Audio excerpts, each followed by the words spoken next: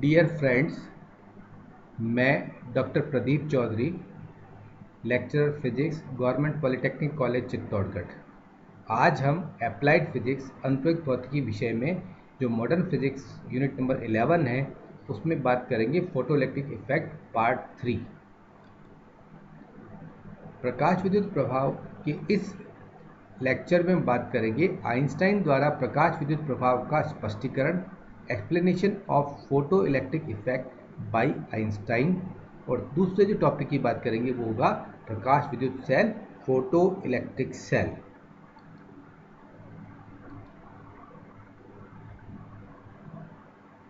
Einstein ने प्रकाश विद्युत प्रभाव को समझाने के लिए जो क्वांटम थ्योरी थी प्लांक की, उसका उपयोग किया।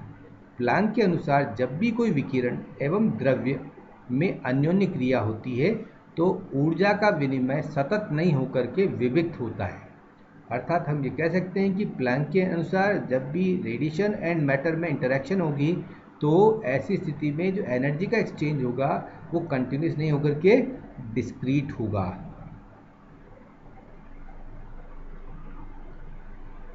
प्लांक के अनुसार जो विकिरण ऊर्जा है ये छोटे छोटे पैकेट्स के रूप में उत्सर्जित होती है। विकिरण जो है हमारे वो ऊर्जा पैकेट्स के रूप में उत्सर्जित होती है जिन्हें हम फोटोन कहते हैं। और जो फोटोन की एनर्जी है वो क्वांटाइज्ड होती है, क्वांटीकृत होती है। जो फोटोन की एनर्जी है वो उसकी फ्रीक्वेंसी के प्रोपोर्शनल होती है। फोटोन की ऊर्जा उसकी आवृत्ति के समानुपाती होती है, ई प्रोपोर्शनल टू न्यू, या हम ये कह सकते हैं E equal to H nu. यहाँ पर E फोटोन की ऊर्जा है जबकि न्यू जो है वह फोटोन की आवृत्ति है। और H जो है यहाँ पर ये प्लैंक्स कांस्टेंट है, प्लैंक का नियतांक है। जो H हमारा प्लैंक का नियतांक जिसे हम प्लैंक्स कांस्टेंट बोलते हैं उसकी न्यूमेरिकल वैल्यू होती है 6.62 इंटू 10 की पावर -34 जूल इंटू सेकेंड। किसी भी सतह के द्वारा फोटोन का पूर्ण अवशोषण होता है, आंशिक नहीं। ये सबसे महत्वपूर्ण बात है। प्रकाश विद्युत प्रभाव को समझने के लिए हम बात करें तो आइंस्टाइन ने प्लैंक के क्वांटम सिद्धांत का उपयोग किया और साथ में ये बताया कि कोई भी सरफेस, मेटेलिक सरफेस जब फोटोन को एब्जॉर्ब करेगी तो पार्शियल एब्जॉर्प्शन नहीं होगा, ये कंप्लीट एब्जॉर्प्शन होगा। हम ये कह सकते हैं कि फोटोइलेक्ट्रिक इफेक्ट जो है हमारा वो ऑल और नन प्रोसेस है। या तो सारा का सारा फोटोन अवशोषित हो जाएगा या फोटोन का कोई भी भाग अवशोषित नहीं होगा, अर्थात फोटोन का आंशिक अवशोषण यहाँ पर नहीं होगा। सतह के द्वारा, जो धातु सतह है उसके द्वारा उचित ऊर्जा के फोटोन के पूर्ण अवशोषण पर जो मेटेलिक सरफेस है वो प्रॉपर एनर्जी के जो फोटोन है उसको टोटली एब्जॉर्ब करेगी, तभी उस सरफेस से इलेक्ट्रॉन जो है वो इमिट होंगे, इलेक्ट्रॉनों का उत्सर्जन होगा।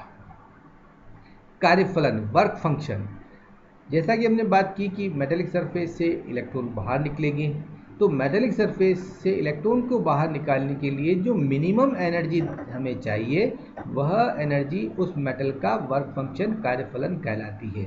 हम ये कह सकते हैं कि धातु सतह को दी जाने वाली वह न्यूनतम ऊर्जा जो कि धातु सतह से एक इलेक्ट्रॉन को बाहर निकालने के लिए आवश्यक होती है, धातु का कार्यफलन, वर्क फंक्शन कहलाती है। Work function is that minimum energy required for an electron to come out of the metallic surface. This much energy should be given to metallic surface. कार्यफलन का मान जो है वो धातु सतह की प्रकृति पर निर्भर करता है। Work function of metal depend upon the nature of metallic surface. अब यहाँ पर हम कह सकते हैं कि अगर एल्कली मेटल है तो वर्क फंक्शन कम होगा, टंगस्टन वगैरह के लिए वर्क फंक्शन ज़्यादा होता है। इसी प्रकार से धातु सतह पर यदि हम ऐसे मटेरियल की कोटिंग करते हैं जो कि फोटो सेंसिटिव हैं तो उसकी वजह से वर्क फंक्शन उस मेटेलिक सरफेस का कम हो जाएगा। इस प्रकार से हम कह सकते हैं कि वर्क फंक्शन की जो वैल्यू है वह मेटेलिक सरफेस की नेचर पर डिपेंड करती है। अब हम बात करते हैं प्रकाश विद्युत समीकरण की, फोटो इलेक्ट्रिक इक्वेशन की। आइंस्टाइन के अनुसार जब कोई फोटोन किसी धातु सतह पर आपतित होता है तो धातु सतह द्वारा उस फोटोन का पूर्ण अवशोषण होता है, उस फोटोन को मेटेलिक सरफेस टोटली एब्जॉर्ब कर लेगी। और जब टोटली एब्जॉर्ब कर लेगी तो फोटोन डिसअपियर हो जाएगा, फोटोन हट जाएगा वहाँ से और अपनी सारी की सारी एनर्जी, जो सारी की सारी ऊर्जा है वो मेटेलिक सरफेस में कोई किसी एक इलेक्ट्रॉन को ट्रांसफ़र कर देगा, स्थानांतरित कर देगा। इस प्रकार से जो इलेक्ट्रॉन को ऊर्जा मिलेगी वह ऊर्जा दो भागों में काम आएगी। पहला भाग, जैसा कि हमने बात की थी वर्क फंक्शन के लिए, इलेक्ट्रॉन को मेटेलिक सरफेस से बाहर आने के लिए जो मिनिमम एनर्जी चाहिए वह उस पार्ट में यूज़ होगी, और जो बाकी बची हुई ऊर्जा होगी वो इलेक्ट्रॉन को धातु सतह से उत्सर्जन के बाद अधिकतम गतिज ऊर्जा मैक्सिमम काइनेटिक एनर्जी के रूप में मिलेगी। इस प्रकार से हम ये कह सकते हैं कि आइंस्टाइन की जो प्रकाश विद्युत समीकरण है यह ऊर्जा संरक्षण के सिद्धांत पर आधारित है। आपतित फोटोन था, उसकी ऊर्जा h न्यू है, वह सारी की सारी ऊर्जा उसने किसी एक इलेक्ट्रॉन को दे दी है। इलेक्ट्रॉन ने उसे दो भागों में काम में लिया है, एक कार्यफलन मिनिमम एनर्जी जो मेटेलिक सरफेस से बाहर आने के लिए ज़रूरत है उसको, और बाकी बची हुई जो ऊर्जा रहेगी वो इलेक्ट्रॉन के पास अधिकतम गतिज ऊर्जा के रूप में रहेगी। h प्लैंक का स्थिरांक है, प्लैंक्स कांस्टेंट है, न्यू इंसिडेंट लाइट की फ्रीक्वेंसी है, आपतित फोटोन की आवृत्ति है, W नॉट जो मेटेलिक सरफेस है जिस पर लाइट गिरेगी उसका कार्यफलन है, स्मॉल m इलेक्ट्रॉन का द्रव्यमान है, और Vm इलेक्ट्रॉन का अधिकतम वेग है। यदि यहाँ पर हम इस फ्रीक्वेंसी न्यू को कम करें तो इलेक्ट्रॉन की गतिज ऊर्जा कम होती है। यहाँ पर आप देख सकते हैं अगर फ्रीक्वेंसी को मैं कम करता हूँ इंसिडेंट लाइट की तो लेफ्ट हैंड साइड का ये फैक्टर है ये कम होता जाएगा, अर्थात आपतित फोटोन की ऊर्जा कम हो जाएगी। अब आपतित फोटोन की ऊर्जा कम होगी तो कार्यफलन तो उतना ही चाहिए, मेटेलिक सरफेस से बाहर आने के लिए इलेक्ट्रॉन को उतनी ही एनर्जी चाहिए। तो यहाँ पर आपतित फोटोन की ऊर्जा कम होने का प्रभाव जो है वह इलेक्ट्रॉनों की अधिकतम गतिज ऊर्जा पर होगा, अर्थात आपतित फोटोन की ऊर्जा अगर कम होती है तो इलेक्ट्रॉनों की अधिकतम गतिज ऊर्जा भी कम होती जाएगी, और एक स्थिति ऐसी आएगी जहाँ पर यह अधिकतम गतिज ऊर्जा वाला जो भाग है यह शून्य हो जाएगा।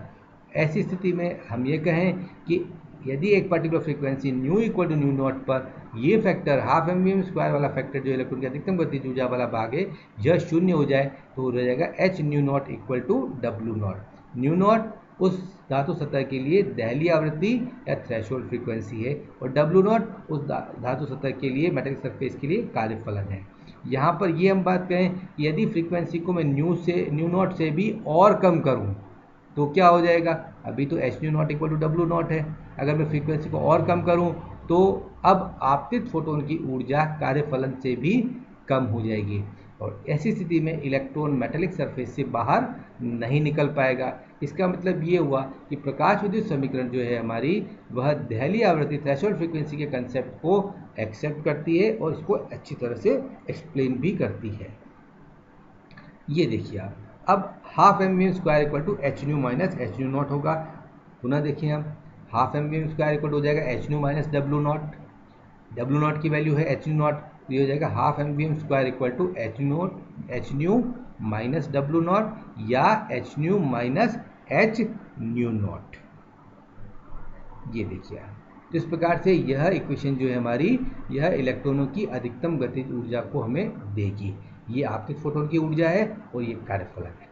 यदि आपतित प्रकाश की आवृत्ति फ्रीक्वेंसी को हम जो है न्यू से रिप्रेजेंट कर रहे हैं, स्टॉपिंग पोटेंशियल को वी नॉट से रिप्रेजेंट करें, तो यहाँ पर आप देखेंगे कि इलेक्ट्रॉनों की जो अधिकतम गतिज ऊर्जा है वह निरोधी विभव के ऊपर डिपेंड कर रही है। ये half M square equal to हो जाएगा ई वी नॉट। यहाँ पर हम ये कह सकते हैं कि निरोधी विभव, जैसा कि पूर्व के लेक्चर में हमने बात की थी, stopping potential it is that minimum potential of plate with respect to your cathode so that there is no photoelectric emission, or we can say तो उसमें हम कह सकते हैं there is no photoelectric current in the circuit। तो इसका मतलब ये हुआ कि कोई भी इलेक्ट्रॉन मेटेलिक सरफेस से निकल करके उस जो हमारी प्लेट है P2 उस पर नहीं पहुंच पा रहा है। इसका मतलब ये हुआ कि इलेक्ट्रॉनों की जो अधिकतम गतिज ऊर्जा है वह स्टॉपिंग पोटेंशियल की इक्विवेलेंट जो एनर्जी है उसके इक्वल हो जाती है।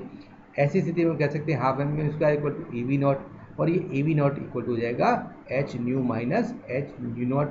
ई इलेक्ट्रॉन पर आवेश का मान है, वी नॉट स्टॉपिंग पोटेंशियल है, एच प्लैंक स्थिरांक है, न्यू इंसिडेंट लाइट की फ्रीक्वेंसी है, और न्यू नॉट थ्रेशोल्ड फ्रीक्वेंसी है, दहलीय आवृत्ति है।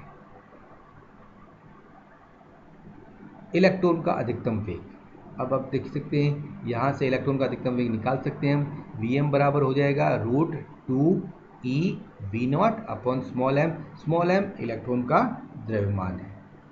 ये देखिए स्मॉल ई इलेक्ट्रॉन पर चार्ज, स्मॉल एम इलेक्ट्रॉन का जो है द्रव्यमान, वी नॉट स्टॉपिंग पोटेंशियल। तो इस प्रकार से इस इक्वेशन को यूज करके हम इलेक्ट्रॉन का अधिकतम वेग निकाल सकते हैं। इसी प्रकार से निरोधी विभव के लिए देखिए अपन, तो ये देखिए आप निरोधी विभव के लिए इक्वेशन ये है हमारी, वी नॉट इक्वल हो जाएगा H by E new minus H by E nu not. इस इक्वेशन को हम स्ट्रेट लाइन की इक्वेशन है उससे कंपेयर कर सकते हैं। वाई अक्ष पर वी नॉट ले लें, एक्स अक्ष पर न्यू लें, तो जाएगा y equal to m x plus c.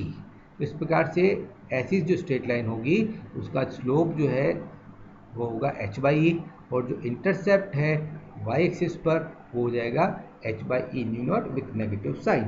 तो वो आप देख सकते हैं यहाँ पर, ये V naught versus nu graph है, अर्थात निरोधी विभव और आपतित प्रकाश की आवृत्ति के मध्य ग्राफ एक स्ट्रेट लाइन होगी।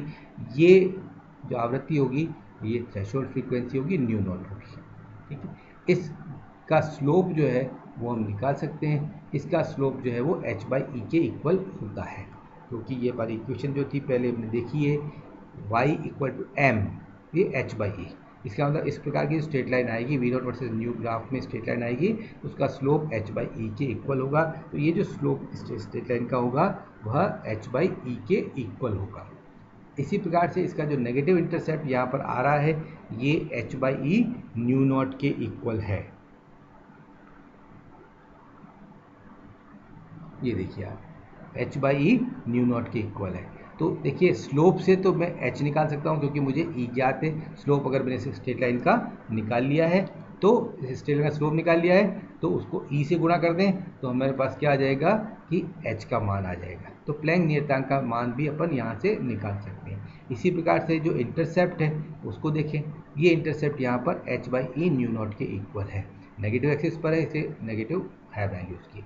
अब यहाँ इस इंटरसेप्ट का अगर मान मुझे मिल जाए, एच का मान मेरे पास है, ई का मान है, तो मैं न्यू नॉट अर्थात थ्रेशोल्ड फ्रीक्वेंसी के बारे में भी बात कर सकता हूँ, ठीक है, या एच न्यू नॉट अर्थात वर्क फंक्शन निकाल सकता हूँ। इस प्रकार से हमने यहाँ पर प्रकाश विद्युत समीकरण की यहाँ पर बात की है। यहाँ पर हम ये कह दें कि जो प्रकाश विद्युत समीकरण है हमारी, ये फोटो इलेक्ट्रिक इफेक्ट को अच्छी तरह से एक्सप्लेन करती है, ठीक है। यहाँ पर ये भी देखें कि जो आपतित प्रकाश की तीव्रता है उस पर इलेक्ट्रॉनों की अधिकतम गतिज ऊर्जा निर्भर नहीं करती। ये इक्वेशन देखिए आप, half M V square equal to H nu minus H nu. जो आपतित इलेक्ट्रॉनों की जो उत्सर्जित इलेक्ट्रॉनों की अधिकतम गतिज ऊर्जा है यह फ्रीक्वेंसी पर निर्भर करती है, आपतित प्रकाश की आवृत्ति पर निर्भर करती है, लेकिन आपतित प्रकाश की तीव्रता पर निर्भर नहीं करती। इस प्रकार से हम ये कह सकते हैं कि प्रकाश विद्युत समीकरण की सहायता से प्रकाश विद्युत प्रभाव की घटनाओं को हम समझा सकते हैं। अब इसके बाद हम बात करते हैं प्रकाश विद्युत सेल की, फोटो इलेक्ट्रिक सेल की। प्रकाश विद्युत सेल एक ऐसी डिवाइस है जो कि लाइट एनर्जी को अर्थात प्रकाश ऊर्जा को विद्युत ऊर्जा इलेक्ट्रिकल एनर्जी में कन्वर्ट कर सकती है। Photo electric cell is a device which convert light energy into electrical energy. प्रकाश ऊर्जा को विद्युत ऊर्जा में कन्वर्ट करने वाली डिवाइस फोटो इलेक्ट्रिक सेल कहलाती है। ये जो डिवाइस है ये फोटो इलेक्ट्रिक इफेक्ट के प्रिंसिपल पर बेस्ड है, प्रकाश विद्युत प्रभाव के सिद्धांत पर आधारित है। ये देखिए आप प्रकाश विद्युत सेल, फोटो इलेक्ट्रिक सेल की ये हमारी डायग्राम रहेगी। यहाँ पर ये जो है ये कांच का बल्ब है, इसमें दो इलेक्ट्रोड हैं सी और ए। सी को कैथोड कह दीजिए, इमीटर कह दीजिए, प्रकाश सुग्राही सतह फोटोसेंसिटिव सरफेस कह दीजिए, ए एनोड या कलेक्टर। इस प्रकाश सुग्राही सतह का जो आकार है वो आप देख सकते हैं, ये पैराबोलिक है और इसका एरिया अधिक से अधिक रखने की अपने ट्राई की है ताकि अधिक प्रकाश जो है वो इस सतह पर गिरे और अधिक इलेक्ट्रॉन इससे उत्सर्जित हो, ठीक है। अब यहाँ पर हम बात कर सकते हैं कि जो इलेक्ट्रॉन यहाँ से इस सतह से उत्सर्जित होंगे वो इलेक्ट्रॉन प्रकाश सुग्राही सतह से उत्सर्जित होने के पश्चात इस कलेक्टर अर्थात एनोड पर पहुँचेंगे और उनकी वजह से बाह्य परिपथ में यहाँ पर धारा बहेगी। उस धारा का मापन हम माइक्रोमीटर जो यहाँ पर रखा गया है उसकी सहायता से करेंगे, जिसे अपन ने प्रकाश विद्युत धारा कहा है। दो तरह के फोटो इलेक्ट्रिक सेल होते हैं, एक होता है vacuum type photo emissive cell. जिसमें इस बल्ब के अंदर वैक्यूम क्रिएट किया जाएगा, वैक्यूम रखा जाएगा। ऐसी स्थिति में इलेक्ट्रॉन जो यहाँ पर पहुँचेंगे वो केवल वही होंगे जो कि कैथोड से या एमिटर से उत्सर्जित होकर के ही पहुँच रहे हैं। ऐसी स्थिति में फोटोइलेक्ट्रिक करंट कम होगी, अर्थात बाह्य परिपथ में विद्युत धारा कम बहेगी, लेकिन जो भी धारा बहेगी वह धारा आपतित प्रकाश की तीव्रता के स्ट्रिक्टली प्रोपोर्शनल होगी, स्ट्रिक्टली समानुपाती रहेगी। यदि इसमें दूसरा जो सेल लें वो gas filled type photoemissive cell होगा, उसमें इस बल्ब के अंदर जो हमारी इनर्ट गैस है, जो निष्क्रिय गैसें हैं, वो निम्न दाब पर भरी जाएगी। और ऐसी स्थिति में यहाँ पर जो इलेक्ट्रॉन जब इस सतह से उत्सर्जित होंगे और जब वो एनोड तक पहुँचेंगे तो बीच रास्ते में जो हमारे एटम्स हैं इनर्ट गैस के, उन एटम्स को वो आयोनाइज करेंगे और अधिक आवेश वाहक यहाँ पर उत्पन्न होंगे। जब अधिक आवेश वाहक कलेक्टर तक पहुँचेंगे, ऐसी स्थिति में बाह्य परिपथ में अधिक धारा बहेगी। अर्थात ये हुआ कि gas filled type photoemissive cell में फोटोइलेक्ट्रिक करंट की वैल्यू ज़्यादा होगी, लेकिन वैक्यूम टाइप फोटोमिसिव सेल में फोटोइलेक्ट्रिक करंट की वैल्यू कम होगी। लेकिन क्योंकि यहाँ पर gas filled type photoemissive cell में और भी इलेक्ट्रॉन उत्पन्न हो रहे हैं दूसरे मेथड से, इसलिए जो करंट है हमारी वो आपतित प्रकाश की तीव्रता के स्ट्रिक्टली प्रोपोर्शनल नहीं रह पा रही है।